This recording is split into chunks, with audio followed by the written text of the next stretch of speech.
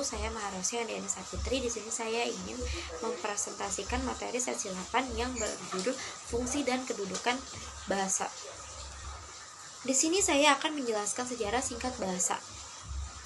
Bahasa adalah suatu media yang digunakan untuk menyampaikan dan memahami gagasan, pikiran, dan pendapat. Apa sih yang dimaksud dengan generasi mineral bahasa? Generasi mineral bahasa ialah bahasa Indonesia yang berasal dari bahasa Melayu, termasuk ke dalam rumpunan bahasa Austronesia yang digunakan sebagai lingua franca di Nusantara. Apa yang menyebabkan terjadinya kesalahan berbahasa? Yang menyebabkan terjadinya kesalahan berbahasa ialah bahasa asing dan bahasa budaya daerah, karena keduanya itu bisa menyebabkan kontaminasi bahasa. Oleh karena itu kita harus menempatkannya porsinya masing-masing, terutama dalam bahasa Indonesia, dan selalu melestarikannya bahasa daerah dan menguasainya bahasa asing. Secara umum, bahasa Indonesia memiliki fungsi yang berbeda. Yang pertama ialah sebagai bahasa nasional, memiliki fungsi yang utama yaitu sebagai bahasa nasional. Yang kedua, sebagai alat komunikasi. Fungsinya itu selaku makhluk sosial yang memerlukan orang lain sebagai mitra berkomunikasi. Yang ketiga, sebagai alat berintegrasi dan beradaptasi sosial.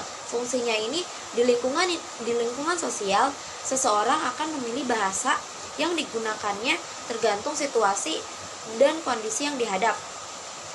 Yang keempat, sebagai alat kontrol sosial, yaitu fungsinya itu yang sangat mudah kita terapkan adalah alat peredam, contohnya kayak seperti rasa marah.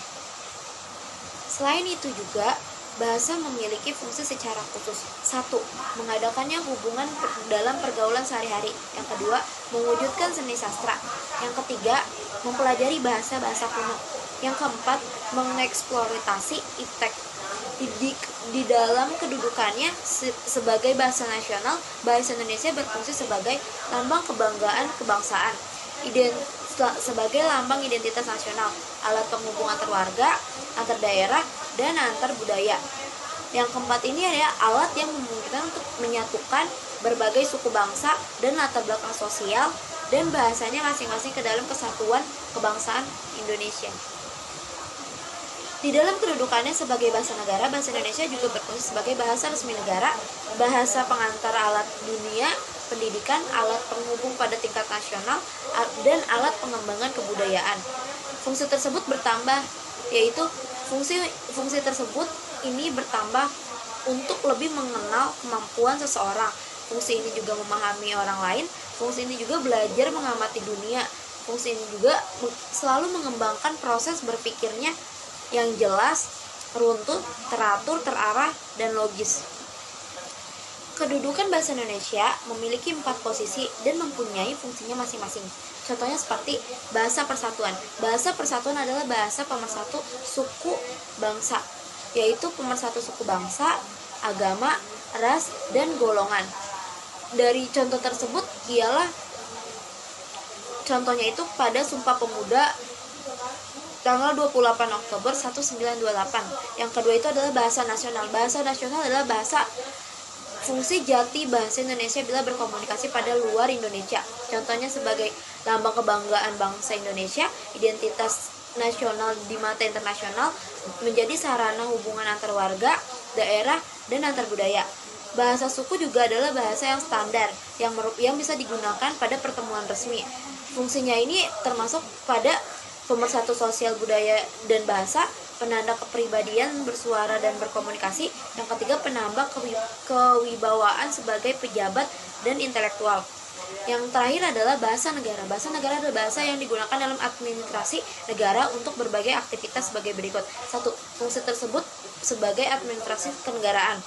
Fungsi tersebut juga sebagai bahasa pengantar resmi, belajar di sekolah dan di perguruan tinggi. Fungsi yang ketiga adalah fungsi bahasa perencanaan dan pelaksanaan pembangunan bagi negara Indonesia dan sebagai negara berkembang. Apa perbedaan berbahasa yang baik dan berbahasa yang benar? Berbahasa yang baik adalah berbahasa sesuai dengan lingkungan. Bahasa itu digunakan dalam beberapa faktor yang menjadi penentunya. Yang pertama, orang yang lagi berbicara. Yang kedua, orang yang diajak berbicara. Yang ketiga itu situasinya formal dan non-formal. Yang keempat itu masalah topik yang dibicarakan. Sedangkan bahasa yang benar adalah bahasa yang kaidahnya sesuai aturan dan bentuk strukturnya. Kalau berbahasa Indonesia baku harus seperti bahasa yang kaidahnya tertulis dalam buku-buku dan tata bahasa.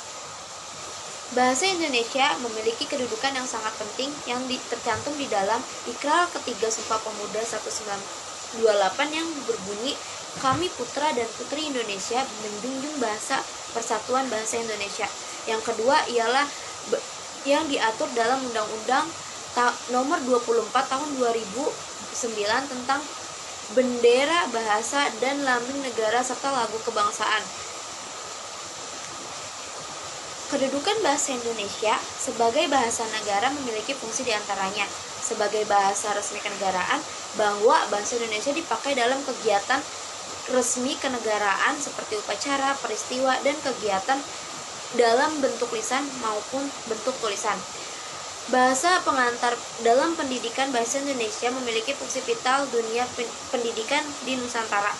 Alat penghubung pada tingkat nasional dalam bahasa Indonesia dipakai untuk alat komunikasi timbal balik di pemerintahan dan masyarakat yang luas. Yang keempat adalah alat pengembangan kebudayaan, ilmu pengetahuan, dan teknologi. Di dalam hubungan ini, bahasa Indonesia adalah salah satu alat yang memungkinkan kita membina dan mengembangkan kebudayaan.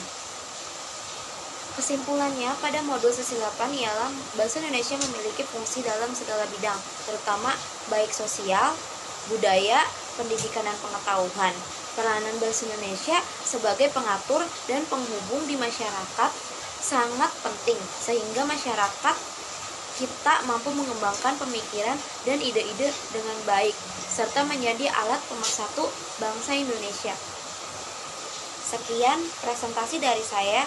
Mohon maaf bila ada kata-kata yang kurang berkenan. Terima kasih. Wassalamualaikum warahmatullahi wabarakatuh.